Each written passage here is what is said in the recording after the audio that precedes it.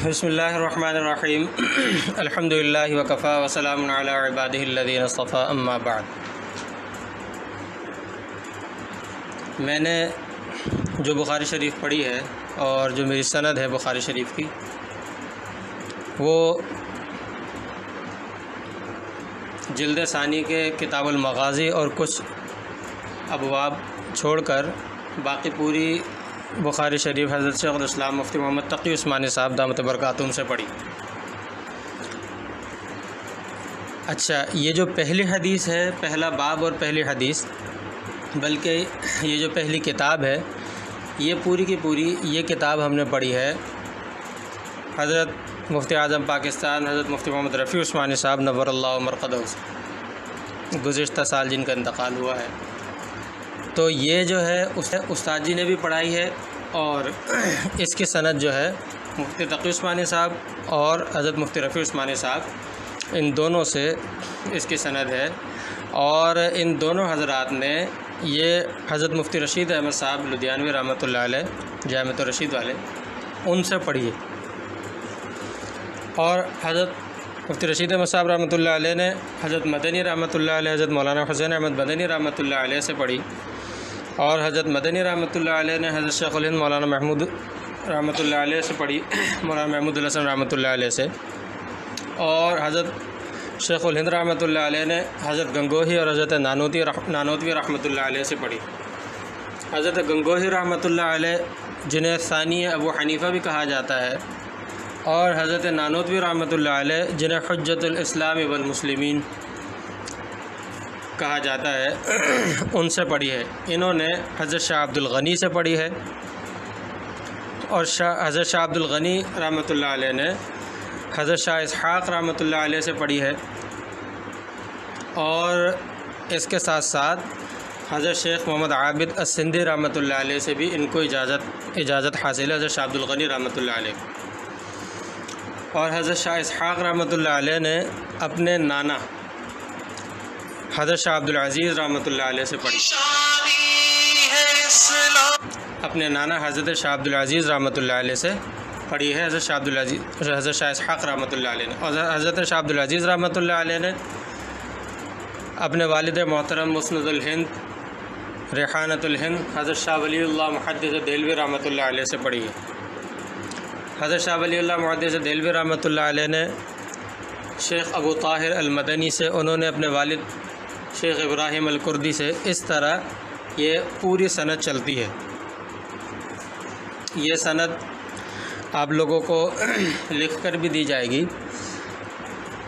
जाते जाते हज़रत इमाम बुखारी रहमतुल्लाह अलैह तक ये पूरी सनद मुत्तसिल है, हज़रत इमाम बुखारी रहमतुल्लाह अलैह तक पहुँचती है। और हज़रत इमाम बुखारी रहमतुल्लाह अलैह से आगे आप सल्लल्लाहु अलैहि वसल्लम तक की सनद किताब के अंदर मौजूद है। वैसे मैंने हज़रत शाह वलीउल्लाह रहमतुल्लाह अलैह के बाद आगे सनद एक एक करके इसलिए बयान नहीं की क्योंकि हज़रत शाह वलीउल्लाह रहमतुल्लाह अलैह से आगे की जितनी सनद, आगे की जो सनद है आइम्मा किराम तक, इन मुहद्दिसीन किराम तक, वो सब के सब मशहूर और मारूफ़ है।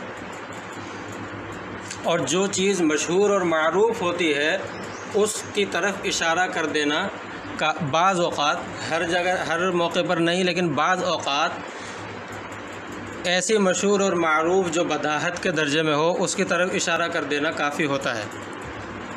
हज़रत शाह अब्दुल अज़ीज़ रहमतुल्लाह, हज़रत शाह वलीउल्लाह रहमतुल्लाह अलैह के बाद आप बर्र सग़ीर के अंदर जहाँ पर भी, पाक व हिंद में, बांग्लादेश वग़ैरह में, जहाँ पर भी आप जाएँ, हज़रत शाह वलीउल्लाह रहमतुल्लाह अलैह से आगे तक की सनद आपको मिल जाएगी। सनद का मकाम क्या है और सनद के मुताल्लिक़ करना क्या होता है? सनद के मुताल्लिक़ सबसे पहली चीज़ काम तो ये करना होता है कि हमें ख़ुद से या जो पढ़ाने वाले हैं वहाँ से लेकर हज़रत शाह वलीउल्लाह रहमतुल्लाह अलैह तक ये सनद हमें जोड़नी होती है। हमें मालूम हो कि किन के शेख कौन थे, किन के शेख कौन थे, उस्ताद कौन थे, ये सनद हमें मालूम हो। उसके बाद की मशहूर है और उसके बाद की किताबों के अंदर लिखी हुई है। सनद का मकाम क्या है? सनद का मकाम ये है कि फरमाया कि अल इस्नादु मिनद्दीन, سند دین کا ایک اہم جز ہے، ایک اہم حصہ ہے۔ لولا الاسناد لقال من شاء ما شاء، اگر اسناد اور سند نہیں ہوتی تو دین کے متعلق جس کا جو دل چاہا وہ کہہ دیتا، جھوٹی باتیں، الٹی سیدھی باتیں گھڑ دیتا، کہہ دیتا اگر سند نہ ہوتی۔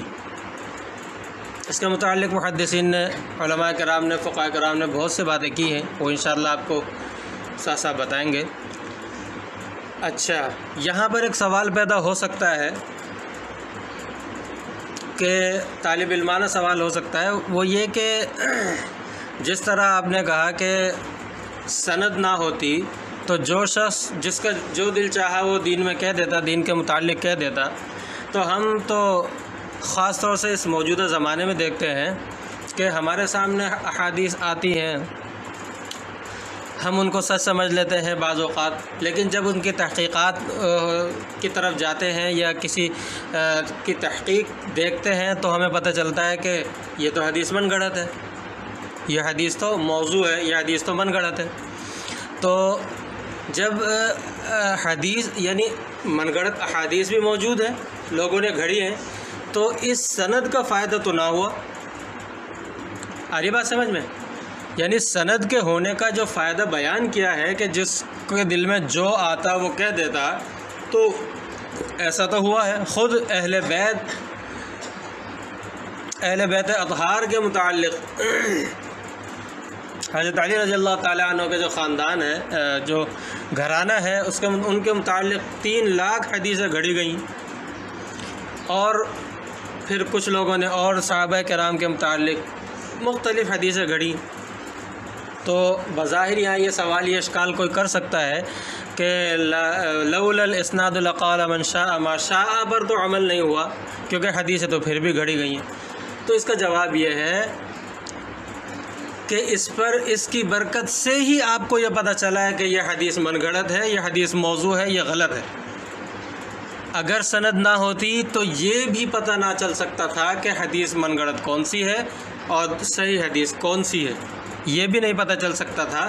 تو لولا الاسناد لقال من شاء ما شاء کا مطلب یہ ہے کہ کوئی ایسی بات شریعت کے متعلق یا آپ صلی اللہ علیہ وسلم کی طرف منسوب کر دیتا کہ جس کے بارے میں یہ جاننا مشکل ہو جاتا کہ یہ درست ہے یا غلط ہے، یہ من گھڑت ہے یا درست منسوب ہے۔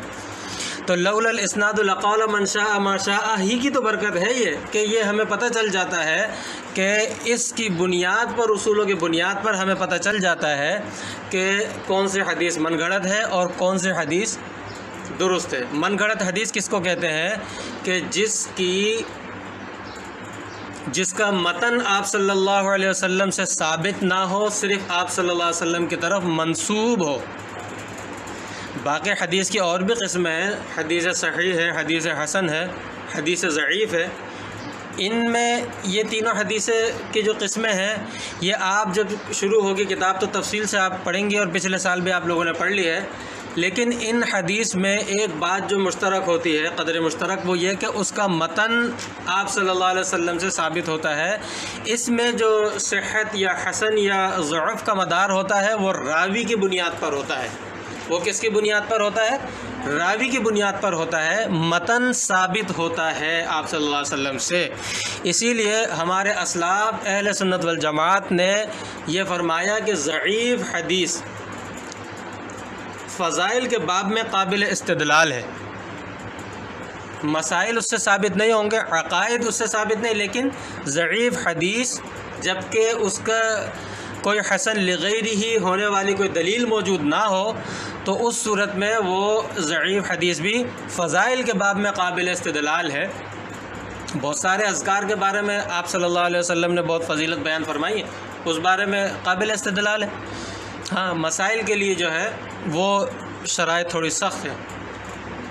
اور موضوع حدیث وہ ہوتی ہے جس کی سند تو جیسی بھی ہو، اس کا متن آپ صلی اللہ علیہ وسلم سے ثابت شدہ نہیں ہوتا، وہ گھڑا ہوا ہوتا ہے۔ اسی لیے حدیث کے متعلق آپ صلی اللہ علیہ وسلم نے تو ایک دفعہ اپنے دور میں فرمایا تھا کہ کوئی شخص ایسا نہ ہو کہ ٹانگ پر ٹانگ رکھ کے اپنی مسند پر ٹیک لگا کر بیٹھا ہوا ہو اور وہ ہماری یعنی بات کو حدیث کو کہے کہ ہمیں اس کی ضرورت نہیں، ہمارے لیے قرآن کافی ہے۔ حدیث کے انکار پر آپ صلی اللہ علیہ وسلم نے اسی وقت شدت سے نکیر فرمائی تھی۔ بعد میں ایسے لوگ آئے ہیں، پھر حدیث کے معاملے میں بہت سے لوگوں نے اپنی اپنی زور آزمائی کی ہے۔ حقیقت یہ ہے کہ جو منہج اہل سنت والجماعت سے ہٹا ہے اس نے حدیث کے بارے میں بہت زور آزمائی کی ہے، اور اس زور آزمائی کے نتیجے میں چونکہ صحابہ اور تابعین کے طریقے سے ہٹ جانے کی وجہ سے وہ گمراہی کی طرف گئے ہیں۔ بعض لوگوں نے حدیث کا نام لے کر یہ بھی کیا ہے کہ موضوع اور ضعیف حدیث کے ساتھ ایک ہی جیسا معاملہ کر دیا۔ بعض لوگوں نے کیا کیا ہے، موضوع اور ضعیف حدیث کے ساتھ یعنی من گھڑت اور وہ حدیث یعنی جس کا متن ثابت نہیں ہے آپ صلی اللہ علیہ وسلم سے، وہ اور جس کا متن درست ہے صرف راوی کی وجہ سے اس کے اندر کمزوری آ رہی ہے، ضعف آ رہا ہے، ان دونوں کو ایک ہی درجے میں لا کر کھڑا کر دیا۔ بعض لوگوں نے یہ کام کیا۔ بعض لوگوں نے یہ کہا کہ حدیث کو اگر ہم لیتے ہیں، انہوں نے بالکل ہی چھوڑ دیا، انہوں نے کہا حدیث کو اگر ہم لیتے ہیں تو اس پر سوال پیدا ہوتا ہے۔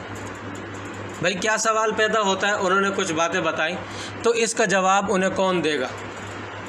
ان سے یہی گزارش ہے، اور جب ان کا آمنا سامنا ہوا ہے تو ان سے یہ کہا کہ اس کا جواب اس کے ماہرین سے لیں، آپ جا کر آپ اس کا جواب علماء سے لیں، جا کر علماء آپ کو اس کا جواب دیں گے جو آپ کو سوال پیدا ہو رہا ہے۔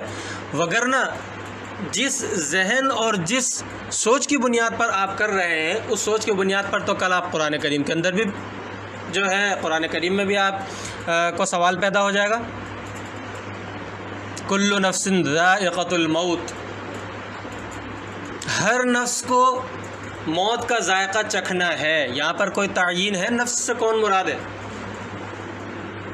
تعیین نہیں ہے نا، کل استغراق ہے، ہر نفس کو یہاں پہ یہ سمجھا جائے گا بظاہر، لیکن دوسری جگہ پر اللہ تبارک و تعالی نے اپنے لیے بھی لفظ نفس استعمال فرمایا ہے۔ تو اب یہاں پر کیا، یہاں پر بھی اس کو سوال پیدا ہو جائے گا، اس یعنی منہج اہل سنت والجماعت سے ہٹنے پر اس کو یہاں پر بھی سوال پیدا ہوگا۔ ایک طرف اللہ تعالیٰ نے بھی اپنے لیے لفظ نفس کا لفظ استعمال فرمایا، روح کا لفظ بھی استعمال فرمایا، روح بھی ہر روح کو بھی جو ہے موت آنی ہے، تو یہاں پر بھی اس کو سوال پیدا ہو جائے گا۔ اب یہاں پر اس کا جواب کہاں سے؟ ان سے جب یہ پوچھا جائے وہ کہتے ہیں کہ اس کا ہم جواب تلاش کریں گے، تو ان کو یہی پھر کہتے ہیں ہم کہ پھر آپ حدیث پر بھی جو سوال ہو رہا ہے اس کا بھی جواب تلاش کریں، آپ کسی ماہر کے پاس جائیں۔ آگے بات سمجھ میں؟ تو یہ اسناد کی برکت ہے۔ اب امام بخاری رحمۃ اللہ علیہ نے جو کتاب شروع کی ہے بسم اللہ سے شروع کی ہے، میں زیادہ تفصیل نہیں، زیادہ تفصیل استاد صاحب بتائیں گے، میں مختصر سی بات کر رہا ہوں۔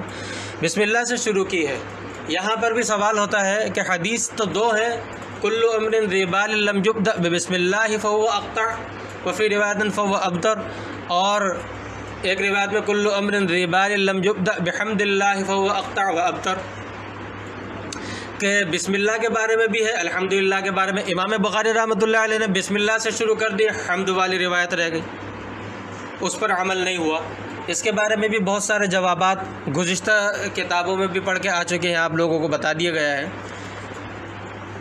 اصل میں جو قرین قیاس جو توجیحات ہیں کہ بسم اللہ سے ابتدا ان کاموں میں زیادہ بہتر اور زیادہ یعنی مروج ہے، اور آپ صلی اللہ علیہ وسلم وغیرہ کے طرز سے بھی ہمیں معلوم ہوتی ہے کہ جو مکتوبات سے متعلق ہیں، جو کس سے متعلق ہیں؟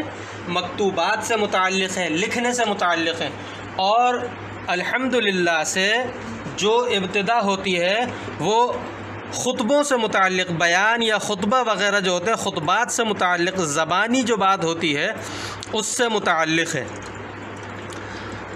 اس کی دلیل کیا ہے؟ سب سے پہلے تو قرآن کریم کے اندر انہ من سلیمان و انہ بسم اللہ الرحمن الرحیم، حضرت سلیمان علیہ السلام نے جو قوم سبا کی طرف، ملکہ سبا کی طرف خط بھیجا تھا، اس کی ابتدا انہ من سلیمان و انہ بسم اللہ الرحمن الرحیم، الحمدللہ اس کے اندر ذکر نہیں کی۔ آپ صلی اللہ علیہ وسلم نے جتنے خطوط لیے ہیں ان میں اکثر جتنے خطوط لکھے من محمد عبداللہ الی فلاں بسم اللہ الرحمن الرحیم، آپ صلی اللہ علیہ وسلم نے بھی اس بسم اللہ سے خطوط کی ابتدا کی ہے، اور خطبے جب بھی دیے ہیں خطبوں کی ابتدا آپ صلی اللہ علیہ وسلم نے الحمدللہ سے کی، تو پتہ چلا کہ مکتوبات کی ابتدا میں مستحب اور بہتر بسم اللہ سے ابتدا ہے، اور خطبوں کی جو صورت ہوتی ہے، زبانی جو بات ہوتی ہے، اس کی ابتدا میں الحمدللہ بہتر ہے، اور دونوں ہی سے ابتدا کر دی جائے تو کوئی مذاقہ نہیں۔ اسی طرح یہ توجیہ سب سے زیادہ بہتر معلوم ہوتی ہے۔ اسی طرح ایک اور بھی توجیہ ہے کہ ان دونوں حدیثوں کے اندر لکھنا کہیں لازمی نہیں ہے، ابتدا ہے۔ اگر مثال کے طور پر کتاب کی ابتدا امام بخاری رحمۃ اللہ علیہ نے بسم اللہ کو لکھ کر دی پڑھنے کے ساتھ ساتھ، اور الحمدللہ صرف الحمدللہ پر پڑھ کر ہی اکتفا کیا، زبانی اکتفا کیا، تو دونوں حدیثوں پر عمل ہو گیا۔ آگے فرمایا بابن، اچھا اس لفظ کو پڑھنے کے بھی دو طریقے ہیں، ایک بابن، جب اس کی ترکیب ہم کرتے ہیں تو بابن پڑھیں تو اس صورت میں یہ مبتدا معذوف کی خبر ہوگا ھذا بابن، یا پھر اس کو بابو کیف کان پڑھیں، یعنی اس کو مضاف مضاف الیہ بنا، اس کی اضافت کریں۔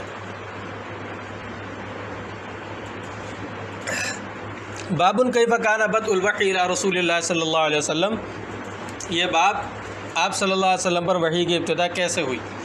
بدء الوحی اس کی تفصیل بھی انشاءاللہ استاد صاحب بتائیں گے۔ آپ فرمایا کہ اچھا وقول اللہ عز وجل، اس کے اعراب پر بھی دونوں صورتیں ہیں، یعنی اس کا اعراب متعلق ہے باب، لفظ باب کے پڑھنے پر۔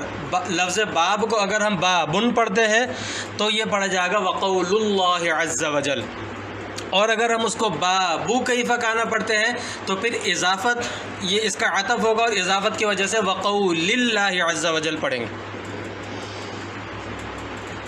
انا اوحینا الیک کما اوحینا الی نوح والنبیین من بعدہ، ہم نے آپ کی طرف وحی کی جیسا کہ حضرت نوح علیہ السلام اور ان کے بعد آنے والے انبیاء کی طرف وحی کی تھی۔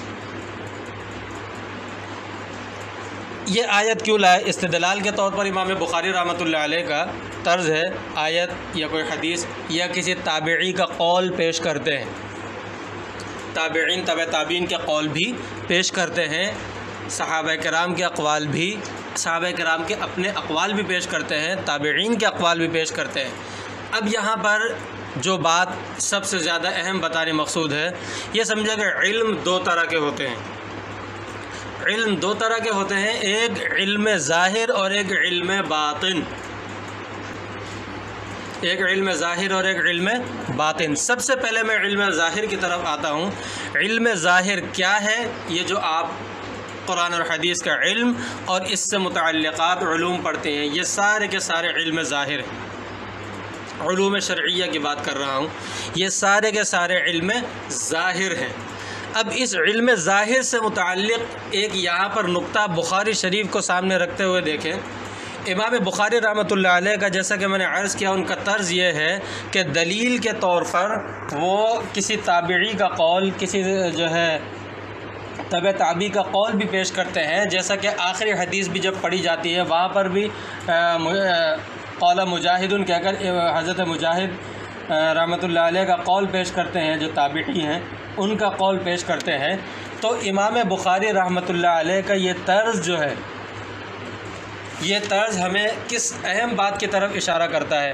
امام بخاری رحمۃ اللہ علیہ کا یہ طرز ہمیں اس بات کو بتاتا ہے کہ شریعت کے اندر دو ہی چیزیں ہیں، ایک اجتہاد، دوسرا تقلید۔ امت کے اندر جو چیزیں آپ صحابہ کرام سے جو باقی امت تک رائج ہیں، وہ دو چیزیں ہیں، ایک اجتہاد اور ایک تقلید۔ اجتہاد شرائط کی بنیاد پر ہوتا ہے، اجتہاد کس کی بنیاد پر ہوتا ہے؟ شرائط کی بنیاد پر ہوتا ہے، جس کے اندر اجتہاد کی شرائط صلاحیت پائی جائیں، جو اہل ہو، جو مجتہد ہو، وہ اجتہاد کر سکتا ہے۔ اس کے علاوہ جو اجتہاد کی شرائط جس میں نہ ہو، جو مجتہد نہ ہو، اس کو تقلید کرنی ہے۔ تقلید کسے کہتے ہیں؟ کسی شخص کی بات کو، کسی صاحب علم کی بات کو جس پر امت کا ایک بڑا جو ہے اتفاق ہو، صحابہ کرام کو چھوڑ کر، صحابہ کرام کو چھوڑ کر اس لیے میں نے کہا کیونکہ صحابہ کرام کے لیے یہ شرط نہیں ہے۔ صحابہ کرام کے بارے میں تو آپ صلی اللہ علیہ وسلم کا ایک فرمان ہی کافی ہے کہ اصحابی کالنجوم بأیہم اقتدیتم اہتدیتم، میرے صحابہ ستاروں کے مانند جس کی بھی اتباع کرو گے ہدایت پاؤ گے۔ بعد کے لوگوں کی بات ہو رہی ہے، تو جن کی علم پر، جن کے تقوی، طہارت، ولایت پر امت کے بڑے طبقے کا اجماع ہو اور پوری امت انہیں مانتی ہو، ان کی بات کو بلا دلیل تسلیم کر لینے کا نام کیا ہے؟ تقلید ہے۔ امام بخاری رحمۃ اللہ علیہ اگر کسی تابعی کی بات یا کسی تبع تابعی کی کسی کی بات اگر دلیل کے بات کو ترجمۃ الباب کا حصہ بناتے ہیں تو امام بخاری رحمۃ اللہ علیہ اس کی دلیل پیش نہیں کرتے، اور جن کی بات کو بناتے ہیں ان سے دلیل بھی نہیں مانگتے۔ امام بخاری رحمۃ اللہ علیہ یہی بتانا چاہ رہے ہیں کہ یہ جو میری کتاب ہے، اس کتاب کو پڑھنے کے لیے جب تم آؤ گے تو ایسا نہ ہو کہ تم اس کتاب کو لے کر اجتہاد کرنے بیٹھ جاؤ۔ اگرچہ امام بخاری رحمۃ اللہ علیہ کے بارے میں مختلف رائے ہیں، اور درست رائے یہ ہے کہ امام بخاری رحمۃ اللہ علیہ اصول اجتہاد یعنی اصول کے اندر مقلد ہیں امام شافعی رحمۃ اللہ علیہ کے، فروعیات میں امام بخاری رحمۃ اللہ علیہ خود مجتہد تھے۔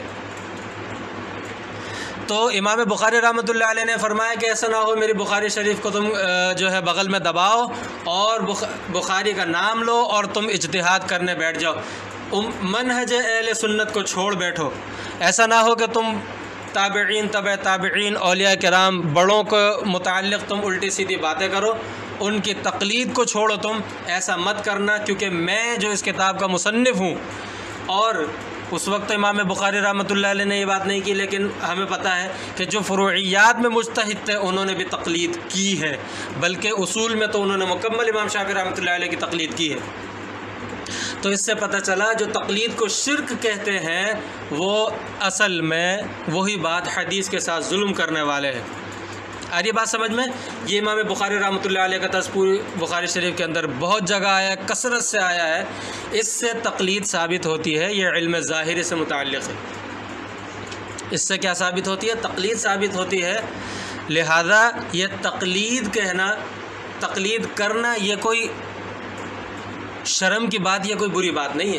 آج کل ہمارے زمانے کا ایک مسئلہ ایسا ہے، اس میں حدیث بتاؤ، ہمیں حدیث سے بتاؤ، وہاں پر آ کر ہم شرمندہ ہو جاتے ہیں، جبکہ حدیث سے سوال، اس حدیث یا قرآن اور حدیث کا سوال اس سے کیا جائے گا جو قرآن اور حدیث ہی کو دلیل مانتا ہے، کسی اور چیز کو دلیل نہیں مانتا۔ ہم تو چونکہ 4 قرآن، حدیث، اجماع اور قیاس 4 دلائل کے قائل ہیں، ہم سے تو اس میں سے کوئی مانگے گا، ہم اس میں سے دیں گے۔ آ رہی بات سمجھ میں؟ کوئی آپ سے یہ کہے کہ قرآن یا حدیث سے مجھے دلیل دو، اس سے مرعوب ہونے کی ضرورت نہیں ہے۔ آپ اس کو یہ کہیں آپ کو مسئلہ سمجھنا ہے یا آپ کو حدیث چاہیے؟ مسئلہ سمجھنا ہے تو ہمارے پاس آئیں، ہم مسئلہ سمجھائیں گے، اور اگر آپ کو حدیث کی تحقیق چاہیے تو جو محققین جو حدیث کی تحقیق کرتے ہیں آپ ان کے پاس جائیں۔ آ رہی بات سمجھ میں؟ یہاں یہ بات ذہن میں رکھیں، یہاں پر تقلید اس سے ثابت، بخاری شریف سے ثابت ہوتی ہے، اور بخاری شریف کے ترجمۃ الباب سے، اور دوسری بات کسی کی یہ بات سن کر کہ وہ تو ہر بات میں دلیل کے طور پر قرآن یا حدیث پیش کرتے ہیں، قرآن یا حدیث ہم بھی پیش کرتے ہیں، کبھی عبارت النص سے، کبھی دلالت النص سے، کبھی اشارت النص سے، کبھی اقتضاء النص سے۔ صرف عبارت النص ہی ضروری نہیں ہوتی، عبارت النص بھی ہوتی ہے، اشارت النص بھی ہوتی ہے، دلالت النص بھی ہوتی ہے، اقتضاء النص بھی ہوتی ہے، اور یہ کام ہے فقہا کا۔ 4 فقہاء کرام پر پوری امت چلتی ہے اور اجماع ہے۔ سب سے پہلے جو امام ہیں امام ابو حنیفہ رحمۃ اللہ علیہ، جن کے بارے میں باقی ائمہ کرام تینوں امام ان کے اقوال پڑھے، ان کو امام اعظم کا لقب اسی لیے ملا کہ امام ابو حنیفہ رحمۃ اللہ علیہ امام اعظم ہیں، کیونکہ امام ابو حنیفہ رحمۃ اللہ علیہ تابعی ہیں۔ تابعین کے 3 درجے ہیں، اول درجہ، متوسط درجہ اور آخری درجہ۔ تو آخری درجے کے تابعین میں آپ کا شمار ہوتا ہے اگرچہ، لیکن تابعی ہیں۔ باقی ائمہ کرام تبع تابعی ہیں۔ دوسری بات، ائمہ کرام امام شافعی رحمۃ اللہ علیہ کیا فرماتے ہیں؟ الخلق عیال ابی حنیفہ فی الفقہ، فقہ امام ابو حنیفہ رحمۃ اللہ علیہ کا کارنامہ ایسا ہے کہ پوری امت امام ابو حنیفہ رحمۃ اللہ علیہ کی گھر والی ہے، یعنی امام ابو حنیفہ رحمۃ اللہ پوری امت کے سردار ہیں فقہ کے اندر بات کی۔ آپ سے پھر یہ بھی سوال کرے گا کوئی اس سے پہلے کہ لوگ کس کی تقلید کرتے تھے، اس کا جواب پھر کسی موقع پر انشاءاللہ دوں گا میں۔ اور امام شافعی رحمۃ اللہ علیہ جب امام ابو حنیفہ رحمۃ اللہ علیہ کی مسجد میں آئے، ان کے روضے کے پاس جو مسجد ہے ان کے قبر کے پاس، وہاں پر امام شافعی رحمۃ اللہ علیہ نے رفع یدین نہیں کیا۔ امام شافعی رحمۃ اللہ علیہ جب ان کے شاگرد نے سوال کیا تو انہوں نے فرمایا کہ امام ابو حنیفہ رحمۃ اللہ علیہ کی تعظیم میں نے یہاں پر اپنا مسلک چھوڑا کہ اتنے بڑے فقیہ اور امام کی مسجد میں اپنا مسلک کروں، اس لیے میں نے چھوڑا۔ یہ ہے وہ اختلاف جو رحمت ہے۔ اس اختلاف میں آپس میں کوئی لڑائی جھگڑا، کوئی دنگا فساد یا کوئی دشمنی نہیں ہوتی تھی۔ یہ اختلاف وہ ہے جو رحمت ہے۔ اسی طرح اور ائمہ کے بھی اقوال ہیں، فی الحال وقت نہیں ہے۔ دوسرا علم باطن باقی تفصیل تو انشاءاللہ آپ استاد صاحب بتائیں گے۔ دوسرا ہے علم باطن۔ علم باطن کیا ہے وہ دیکھیں، امام بخاری رحمۃ اللہ علیہ کیا فرماتے ہیں؟ حدثنا الحمیدی حدثنا سفیان، یا سفیان بن عیینہ مراد اس سے، قال حدثنا يحيى بن سعيد الانصاري قال اخبرني محمد بن ابراهيم التيمي انه سمع علقمة بن وقاص الليثي يقول سمعت عمر بن الخطاب رضی اللہ عنہ على المنبر، یعنی منبر رسول صلی اللہ علیہ وسلم پر، یقول فرما رہے تھے، سمعت رسول اللہ صلی اللہ علیہ وسلم، میں نے آپ صلی اللہ علیہ وسلم کو یہ فرماتے ہوئے سنا، یقول آپ صلی اللہ علیہ وسلم فرما رہے تھے، انما الاعمال بالنیات، اعمال کا مدار نیتوں پر ہے، وانما لامرئ ما نوى، اور انسان کے لیے وہی ہے جو وہ نیت کرتا ہے، فمن كانت ہجرتہ الی دنیا، جس کی ہجرت دنیا کی طرف ہوگی، یصیبها، تو وہ دنیا پالے گا، اب امرأۃ ینکحها، یا عورت کی وجہ سے کسی نے ہجرت کی ہے وہ عورت سے نکاح کر لے گا، ہجرتہ الی ما ہاجر الیہ، اس کی ہجرت اسی چیز کی طرف شمار ہوگی جس چیز کی طرف اس نے ہجرت کی ہے۔ اچھا، انما الاعمال بالنیات، یہاں پر مختصر سی یہ بات سمجھے کہ انما الاعمال، اعمال نیتوں کے ساتھ، اس کا مطلب کیا ہے؟ اس کے اندر چونکہ بالنیات یہ جار مجرور ہے، اور جار مجرور متعلق ہوتا ہے کسی فعل عامہ کے، اس سے پہلے موجود یا ثابت یا کائن یا کائنت یہ نکالا جائے، لیکن یہ فعل عموماً نکلتے کائنت کے متعلق ہے اور فلاں فلاں کے متعلق ہے، موجود کے متعلق، ثابت کے متعلق یا ثابتۃ کے متعلق صیغوں کے اعتبار سے، لیکن یہ نکالنا درست نہیں ہے۔ اس کا مطلب یہ ہو جائے گا کہ اعمال ثابت یا اعمال کا وجود نیت کی وجہ سے ہوتا ہے، جبکہ اعمال کا وجود نیت کی وجہ سے نہیں ہوتا۔ اعمال تو بغیر نیت کے بھی ظہور پذیر ہو جاتے ہیں۔ مثال کے طور پر نیت نہیں کی اور اٹھ کے کلاس سے باہر نکل گئے، عمل کا تو وجود ہو گیا نا۔ تو پھر یہاں پر مراد کیا ہے؟ یہاں پر اس میں احناف اور شوافع میں تھوڑا سا مقدر تقدیر عبارت میں اختلاف ہے۔ شوافع تقدیر عبارت نکالتے ہیں انما الاعمال، انما تصح الاعمال بالنیات، صحت تصح نکالتے ہیں کہ اعمال نیتوں کی وجہ سے صحیح ہوتے ہیں، اور احناف کیا تقدیر عبارت نکالتے ہیں؟ انما تصاب الاعمال بالنیات، انما تصاب الاعمال، کہ اعمال پر ثواب نیت کی وجہ سے ملتا ہے۔ اب امام شوافع کے نزدیک تصح جو اس کی تقدیر عبارت ہے، اس کا نتیجہ کیا نکلتا ہے کہ بغیر نیت کے اگر کسی نے وضو کر لیا اس کا وضو نہیں ہوگا۔ امام شوافع کے نزدیک وضو کے لیے نیت شرط ہے نا، آپ نے پڑھ لی ہے تفصیل ہدایہ وغیرہ میں، نیت شرط ہے، بغیر نیت کے کیا وضو نہیں ہوگا۔ اگر کسی شخص کے اوپر بہت سارا پانی اس طرح گر گیا کہ پورے بدن کا بال اس کا جو ہے نا دھل گیا، بدن پر نجاست ہو، حقیقی ہو یا حکمی ہو، جو بھی ہو، شوافع کے نزدیک بغیر نیت کے نہیں ہوگا۔ مثال کے طور پہ کوئی بارش میں کھڑا ہو گیا، بغیر نیت کے شوافع کے نزدیک اس کو طہارت حاصل نہیں ہوگی۔ احناف کے نزدیک ہو جائے. احناف فرماتے ہیں کہ یہاں تصح و صحت کی بات نہیں ہے کہ اعمال صحیح، بلکہ اعمال پر ثواب کا مدار ہے. اعمال تو ویسے بھی ہو جاتے ہیں، صحیح ہو یا غلط اعمال تو ہوتے ہیں. اعمال کے پر ثواب نیت کی وجہ سے ہوتا ہے. اسی لیے ہمارے نزدیک نیت وضو یا غسل کے لیے نیت شرط نہیں ہے، مستحب ہے، سنت ضرور ہے لیکن شرط نہیں ہے. کسی شخص نے بغیر نیت کے ڈبکی لگا لی، طہارت حاصل ہو گئی. اور دلیل کیا ہے؟ دلیل کس چیز کو بناتے ہیں احناف؟ وَأَنزَلْنَا مِنَ السَّمَاءِ مَاءً طَهُورًا، اللہ تبارک و تعالیٰ نے فرمایا کہ ہم نے پانی کو پاک، یعنی پانی طاہر کے ساتھ مطہر بھی ہے. پانی کی طبعی جو صفت ہے وہ تو طاہر کے ساتھ مطہر ہونا بھی ہے. تو امام اس وجہ سے احناف اس کو دلیل بناتے ہیں کہ پتہ چلا کہ یہ جس پر پڑے گا بغیر نیت کے بھی یہ پاک کر دے گا. بہرحال یہ تفصیل بھی جب باقاعدہ شروع ہوگی، جب یہاں پہ ہمیں یہ پتہ چلتا ہے ہمیں کہ ہمیں اپنی نیت درست کرنی ہے. سب سے پہلے ہمیں یہاں پر نیت درست کرنی ہے کہ ہم یہ علم کس لیے حاصل کر رہے ہیں. پہلے سال سے اب تک اگر ہماری نیت پڑھنے والوں کی بھی، پڑھانے والوں کی بھی، اور اس میں مدد کرنے والوں، معاونت کرنے والوں کی بھی، ہر کام کرنے والوں کی، ہم سب کو، خصوصاً مجھے اور آپ کو، استادوں اور شاگرد، ان کو، اساتذہ اور شاگردوں کو امام بخاری رحمۃ اللہ علیہ یہ بتاتے ہوئے آ رہے ہیں، یہ بیان فرما رہے ہیں کہ اپنی نیت کو درست کر لو. اچھا، اس حدیث کا یہ ترجمۃ الباب میں جو آیت ہے اس سے کیا مناسبت ہے؟ یہ بھی ایک تھوڑی لمبی بات ہے، یہ بھی جب باقاعدہ سبق شروع ہوگا جب انشاءاللہ آپ کو بتا دی جائے گی. ہمیں علم باطن کی طرف آئیں کہ ہمیں اپنی نیت درست کرنی چاہیے. اعمال کا ثواب اور عذاب کا مدار نیت پر ہے. اچھا، یہاں پر ایک بات اور سوچنے کی ہے کہ اعمال کے صرف نیت ہی مدار نہیں ہے، صرف نیت ہی مدار نہیں ہے.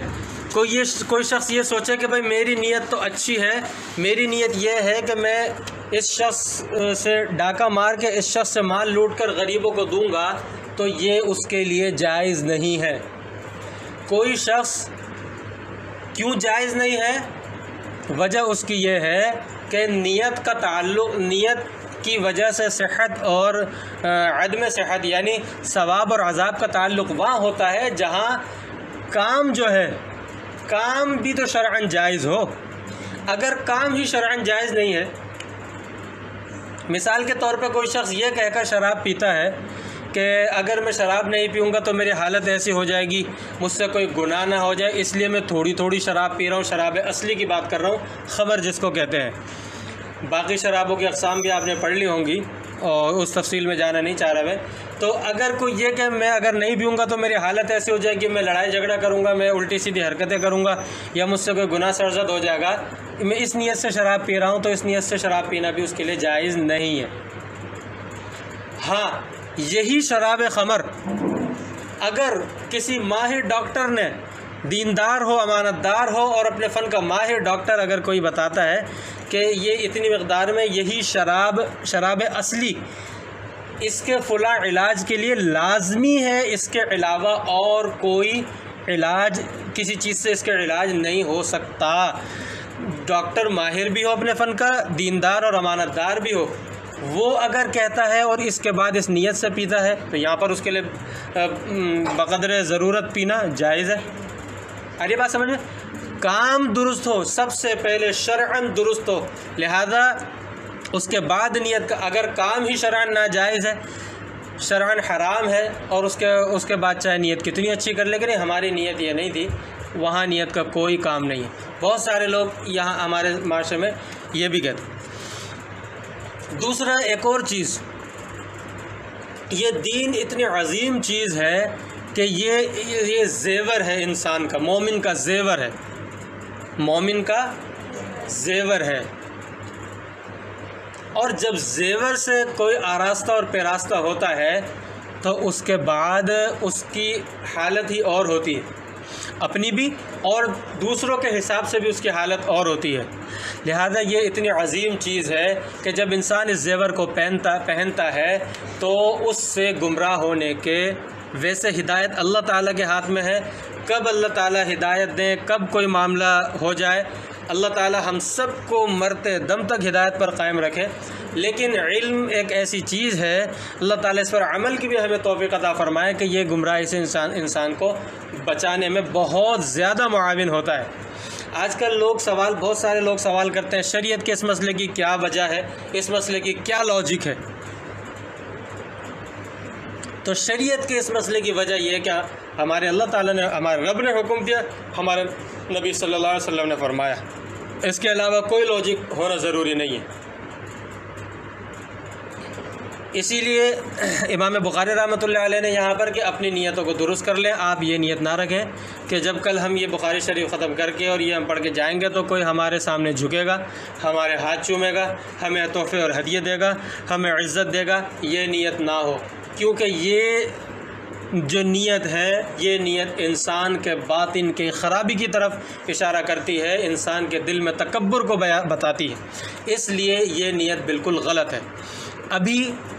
اچھا، اگر پہلے سال سے کسی نے نیت کر لی تھی، کوئی اور نیت، جو بھی نیت ہو بالفرض، یہ سوال بھی ہو سکتا ہے کسی کے ذہن میں، اور یہ میں بار بار گزشتہ سالوں سے عرض کرتا ہوا آ رہا ہوں کہ ہم اگر یہ سوال نہیں کرتا کوئی، لیکن میں خود یہ بتاتا ہوں، یہ عرض کر دیتا ہوں کہ اگر کسی کی نیت پہلے خراب تھی، وہ آج بھی اپنی نیت درست کر لے۔ کیوں؟ کہ جب تک توبہ کا دروازہ کھلا ہے، جب تک بندہ اپنی نیت بھی درست کر سکتا ہے۔ انما الاعمال بالخواتیم بھی آپ صلی اللہ علیہ وسلم نے ایک روایت کے اندر فرمایا ہے۔ تو ابھی اپنی نیت درست کر لیں ہم سب کہ ہم یہ صرف اور صرف یہ علم اللہ کی رضا کے لیے حاصل کر رہے ہیں، اور اللہ کی رضا علم کے ساتھ آئے گا، علم سے ہمیں عمل کی توفیق اللہ تعالیٰ عطا فرمائیں گے تو اللہ تعالیٰ کی رضا حاصل ہوگی۔ علم حاصل کرنے کا مقصد صرف اور صرف ایک ہے۔ ہاں، ثانوی درجے میں یہ نیت کر سکتے ہیں کہ اگر کوئی ہم سے علم کی بات پوچھے گا تو ہم اس کو سمجھائیں گے، اس کو سکھائیں گے، اس کو پڑھائیں گے اور اس کو تبلیغ کریں گے۔ یہ ثانوی درجے کی نیت ہو سکتی ہے۔ پہلے درجے کی نیت، اگر کوئی پہلے درجے میں یہ نیت رکھے گا تو یہ بھی غلط ہے۔ صرف اللہ کی رضا یہ پہلے درجے کی نیت ہے، اور باقی نیتیں ثانوی درجے کی ہو سکتی ہیں، یہ کسی کو پڑھانے اور پہنچانے کی۔ دنیا کی نیت تو رکھے ہی نہیں بندہ، دنیا تو اس کو ملتی ہے۔ اللہ تعالیٰ نے جب ہمارا رزق لکھ دیا ہے تو ہمارا رزق ہمیں ملے گا، مل کر رہے گا۔ آ رہی بات سمجھ میں؟ تو علم ظاہر سے متعلق بھی ایک دو باتیں کہیں، علم باطن سے متعلق بھی ایک دو باتیں کہیں، باقی اس کی ویسے تو اقسام بہت ہیں، شراکات کے اندر یہ بتائی جاتی ہیں اور شاید بلاغت وغیرہ میں بتائی جاتی ہیں۔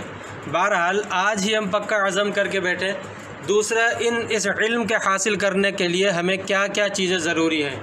استاد کا ادب، نیت کی درستگی کے ساتھ استاد کا ادب، آلات علم کا ادب۔ استاد کا ادب، آلات علم کا ادب، یہ بھی بار بار میں اس کے بارے میں بتاتا رہتا ہوں، اس کی تفصیل اس لیے بتانی ضروری نہیں ہے، اور انشاءاللہ سال کے بیچ میں بھی بتاؤں گا درس کے موقع پر۔ تو استاد کا ادب کہ کچھ بھی ہو، استاد آپ کے معلمین ہو یا معلمات ہو، کچھ بھی ہو، استاد کے بے ادبی والی کوئی بات، کوئی کام نہیں کرنا۔ آپ کو استاد کی کوئی بات بری لگی یا کسی معلمہ کی کوئی بات بری لگی، آپ نے جا کر کسی کو بتا دیا، آپ نے استاد کی حق تلفی کی ہے۔ حقوق العباد دو طرفہ ہوتے ہیں، استاد کے ذمہ لازم ہے شاگرد کے حقوق کی رعایت کرنا، تعلیم اور تربیت کے معاملے میں اس کی بھرپور معاونت کرنا، اور شاگرد کی ذمہ داری ہے کہ استاد کے حقوق کا خیال رکھنا۔ اس پر ابھی آج ہی سے آپ لوگ اس پر پکا عزم کریں۔ اور اصل میں ہوتا یہ ہے کہ معلمات کو بعض اوقات طالبات کچھ نہیں سمجھتی، کمی آ جاتی ہے، بعض طالبات سب کی بات نہیں کر رہا، تو استاد ہوتا ہے۔ حضرت علی رضی اللہ تعالیٰ عنہ تو فرماتے ہیں کہ کوئی مجھے دین کی ایک بات بھی سکھائے تو چاہے میں اس کا غلام ہوں، چاہے تو کام لے، چاہے تو بیچ دے، چاہے تو آزاد کر دے۔ تو اس لیے ہمیں علم کا ادب، کتابوں کا، کاپی پینسل وغیرہ ان چیزوں کا ادب، آلات علم کا ادب، درسگاہ کا ادب، ادارے کا ادب کرنا ضروری ہے، اور ساتھ ساتھ اعمال کی پابندی یہ کرنا ضروری ہے، اور اس کے ساتھ ساتھ روزانہ دعا مانگیں۔ تمام طلبہ و طالبات اس چیز کو یہ دعا ضرور مانگا کریں، اللہم آت نفسی تقواہا وزکھا انت خیر من زکاہا انت ولیہا و مولاہا۔ اسی طرح جو علم کی دعا ہے، اللہم انی اسألک علما نافعا وعملا صالحا متقبلا وشفاء من کل داء۔ یہ اس طرح اور دعائیں ہیں، ان دعاؤں کا اہتمام کریں۔ تقوی کی اور علم صالح اور عمل صالح، اس کی دعا ضرور مانگیں۔ بس اللہ تبارک و تعالی سے دعا ہے کہ اللہ تعالیٰ جو کچھ کہا اور سنا گیا اس پر عمل کی توفیق عطا فرمائے۔ وآخر دعوانا ان الحمد للہ رب العالمین۔